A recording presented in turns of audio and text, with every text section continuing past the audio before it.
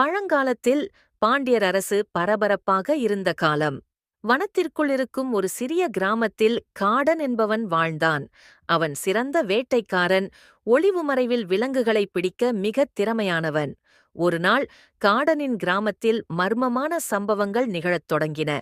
இரவு நேரங்களில் மக்கள் காணாமல் போகத் தொடங்கினர்.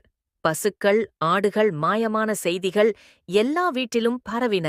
அப்போது மூதாட்டி ஒருவர் சொன்னாள், இந்த கோட்டை மலையின் உள்ளே ஒரு கொடூரமான ராட்சசி இருக்கிறாள்.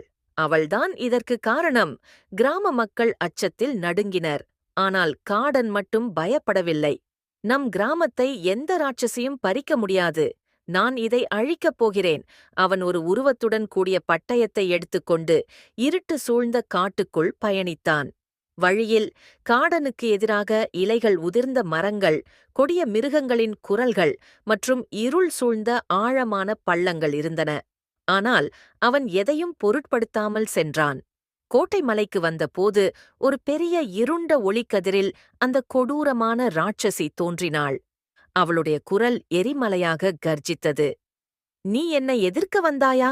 உயிர் காப்பதற்கு ஓடு, இல்லையெனில் சாவாய். ஆனால் காடன் துணிச்சலாக வாளை எடுத்துத் தாக்கினார். ராட்சசியின் உடலில் அது பாய்ந்தது. ராட்சசி மாயையாக இரண்டாகப் பிரிந்தது. காடன் எதையும் நினைக்காமல் தன் வேகத்தால் வேறு ஒரு பக்கம் தாவி அவளுடைய நிழல் வடிவத்தை தாக்கினான். கடந்த 20 வருடங்களாக அந்த ராட்சசியை யாரும் எதிர்த்ததில்லை. ஆனால் காடன் தனது அறிவாலும் வீரத்தாலும் அவளின் பலவீனத்தை கண்டுபிடித்தான். அவள் நிழலுக்குள் மறைந்திருப்பதால்தான் யாரும் அவளை தாக்க முடியவில்லை. ஆனால் சூரிய ஒளி அவளின் பலவீனம் என்பதை காடன் உணர்ந்தான். அவன் வாளை ஒரு பெரிய கண்ணாடியின் மீது தாக்கி சூரிய ஒளியை திசை மாற்றினான். அந்த ஒளியில் ராட்சசி எரிந்து சாம்பலாகி போனாள்.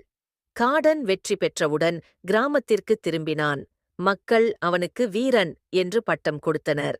அந்த நாளிலிருந்து காடன் பெயர் தமிழர் வீரத்திற்கான அடையாளமாக ஆனது.